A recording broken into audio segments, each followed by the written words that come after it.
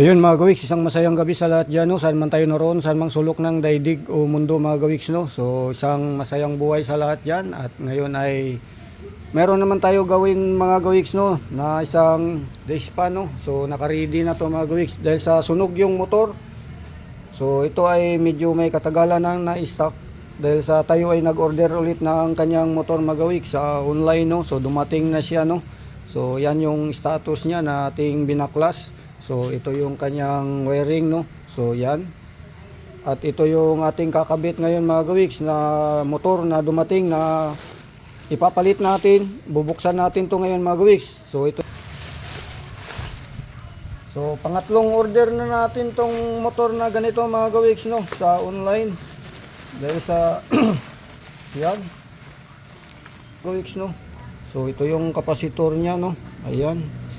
So ayan. So itetest natin ngayon mga gawiks dahil sa ang common nito ay black. Tingnan natin kung buo ang motor. Ayan, itetest natin to. Kunin natin yung ating multi-tester. So ito na yung ating test mga gawiks, no. Ito yung common ng motor, yung black. So ayan. Tapos yung kanyang 1, 2, 3, ito yung 1, yung white. Tapos blue yung number 2, tapos red. Dahil sa ito ay madalas na tayong nakakapalit nitong motor na to mga gawiks. So ito yung white, no. Tingnan natin kung may palo.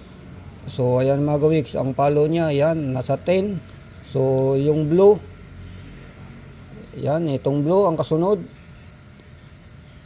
So ayan mga gawiks, pumalo din, halos konti lang ang diferensya. Tapos yung red, ito yung number 3. So ayan mga gawiks, ayan. Ayan. So yung blue. So ayan mga gawiks. So yung 1 nasa 10 kanina. Ayan. So 11, 12, 13 magkasunod mga gawiks. So tama. Ayan. So ngayon ay kakabit na natin dito mga gawiks sa ating, ayan, dito natin ikakabit mga gawiks, no. Ayan, itutusok natin dito. Ayan yung butas. Tusok lang. Ayan. So higpitan lang natin ng kunti. Ito yung lock niya, no. Ayan. So ayan mga gawiks. Ngayon, ang ating wiring ay ito na, yung black. So parehas lang ang kulay nito mga gawiks. So ito ay mahaba, putulan lang natin to. Yan, mahaba kasi itong wire ng motor na bago.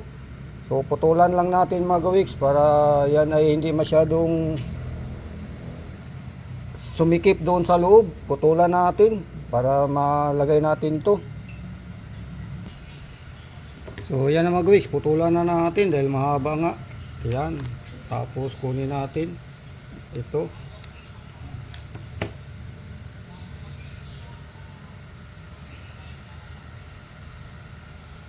So yan mga gawiks.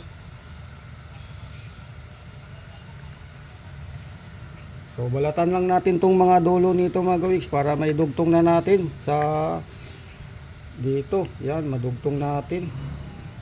So ito ay ating balatan.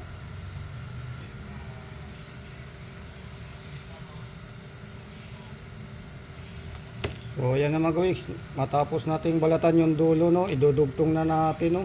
So ang common niya ay black. So ito yung black mga gawiks, no. Ayan, dudugtong natin yung dalawang black. Ayan. So mamaya ilagyan natin to ng electrical tape mga gawiks para safety. Ayan. So ayan yung black niya. Tapos sumunod mga gawiks, yung kanyang number 1 ay itong white. So connect din natin dito sa white mga gawiks. So white sa white. So parehas ang kulay mga gawiks, no. Yan. So yung wire ng motor mga gawiks sadyang medyo maliliit, payat. So kulay blue, number 2. So number 2 mga gawiks, kulay blue. Yan ay ating idugtong. So yan ay yan. So yung wire talaga ng mga bago ngayon mga gawiks, tipid na tipid, no. Parang ang motor na to ay parang disposable. Yan, so isa na lang yung number 3 na lang itong red. So yung red mga gawiks, ito. Yan yung red. So lagyan natin to ng electrical tip para ma-start na natin. Tingnan natin mga gawiks, no, kung iikot yung ating motor. So ayan sila mga gawiks, lagyan natin ng electrical tape lahat. Silang tatlo. Yan. So lagyan ko lang silang electrical tape mga gawiks. So ito na yung mga gawiks, no, yan. Last na to, lagyan natin ng electrical tape ang dugtungan. Yan.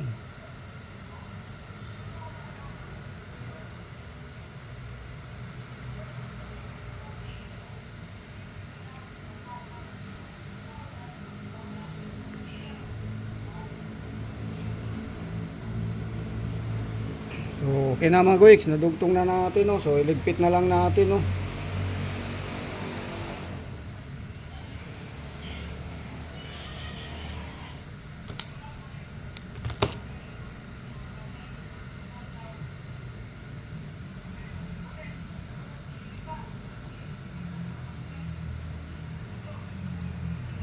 So yan mga gawiks, tayo ay nakatapos na sa pagdugtong. At yan ay iti-testing na natin mga gawiks ngayon. So isasaksak natin to. Yan, sasaksak natin mga gawiks para makita natin kung buo.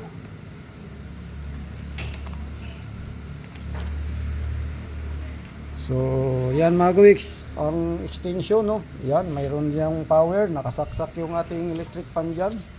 Yan, so saksak natin. So yan na mga gawiks, tingnan natin. So lagyan ko lang to dito mga gawiks ng electrical tape. Ito, lagyan ko ng electrical tape mga gawiks para makita natin kung umiikot. So hindi pa natin nakakabit yung ibang parts. Ito wala na to mga gawiks. Itong motor na to wala na. Yan, patimbang na lang natin yan. So ito yung kanyang mga parts. So yan, linisin pa to. So yan mga gawiks, basta yan ay pumalo na, umikot na, yan ang ating alamin. So lagyan natin ng electrical tape para makita natin umiikot. So lagyan natin mga gawiks.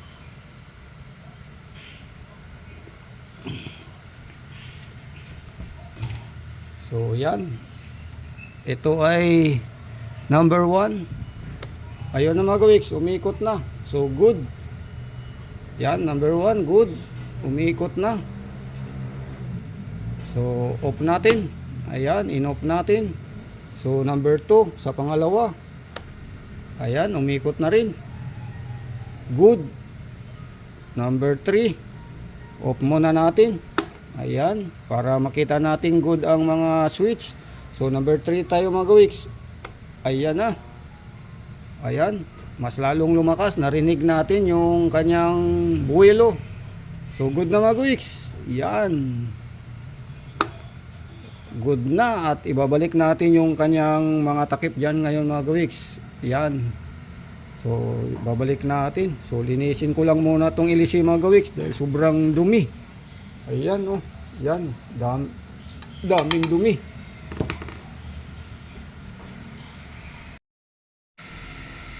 So ayan na mga gawiks, no, matapos natin makabit yung motor ay kinabit natin yung housing niya mga gawiks. Yan, tapos ito na ang kanyang mga screen, no, yung cover niya.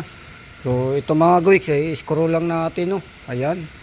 So screw lang natin dyan mga gawiks sa kanan at sa kaliwa para mailagay na natin yung LEC. So yan mga gawiks, no, i-screw ko lang muna yan at para mailagay natin yung kanyang LEC mga gawiks. So ito yung screw niya na dalawa. Yan, dito sa kanan at saka dito sa kaliwa. So ilagay ko lang mga gawiks. So ito na ngayon mga gawiks, no, nalagyan na natin ng screw dito at saka dito. So ang kasunod dito mga gawiks ay yung kanyang LEC. Ayan. So ito mga gawiks, pukpukin natin, mukhang wala sa gitna yung kanyang Yan. So ilagay natin yung LC mga gawiks.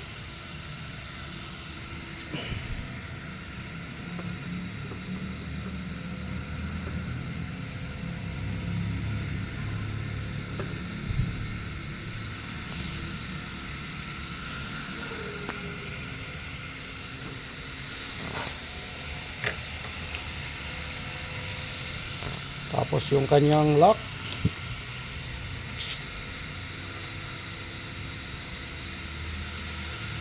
So yan. Yan ay okay na mga gawiks, no. Yan. So ito yung cover niya na ilagay natin. Ito yung cover, no. Yan, Astron yung pangalan. Ayan. Para yan ay matesting na natin, mapaandar na natin mga gawiks. So ngayon ay atin nang i-start. So nakasaksak na to mga gawiks. Ayan. Kung ang kanyang andar ay walang problema, ayan na mga gawiks. So yan ay umiikot na. Ayan, umiikot. So tahimik yung andar mga gawiks. So ilagay natin sa number 2. Ayan, number 2. So yan, lumalakas. Ngayon ilagay natin sa number 3 daw mga gawiks. Ayun, number 3 yan. Ayun, medyo mas malakas pa. Pinakamalakas na kasi number 3. At yan, hanggang dito na lang muli. Siyempre tayo ay nakaayos na naman ng isang disc pan. Yan, palit ng motor dahil sira na yung motor mga gawiks. At yan ang ating natapos. Yan. So yan ay babayaran sa atin. Kumita na naman tayo kahit barya-barya lang. Dito lang yan sa ating mga kasama sa trabaho. So yan, mayroon pa tayong mga gawiks na pwede nating ma-repair. Mayroon pa tayong dalawang stand pan. So pa-condition lang muna natin yan mga gawiks, no. Paano natin, paandarin lang para sa warm up nya. So puntahan natin yung ating susunod na gagawin na dalawang stand pan mga gawiks, no, dito. Yan. So ayan mga gawiks. So ito ay nabili lang natin sa Kalakal, no. Yan. So yan yung mga susunod natin gagawin. At siyempre pag nagawa natin ay hanap naman ng buyer para mabinta natin mga gawiks, no. Yan, kahit barya-barya lang at maipon natin ay kikita pa rin tayo. So yan yung ating wasinga na hindi pa tapos dahil ito ay spin dryer motor ang ating kailangan. Dahil yan ay na-repair na natin yung wash motor. Okay na yung wash motor mga gawiks. Ito na lang ang kulang, spin dryer motor. So meron na tayo dyan ngayong naka-ready, no. Ito, ayan. So ito mga gawiks ay good wash motor to, pero ilagay natin yan sa spin motor, no. Yan, tingnan natin. Ang ating sukat dito sa kanyang pulley ay tingnan natin yung kanyang shafting kung kasya. So yun lang mga gawiks. Bye bye, yahoo.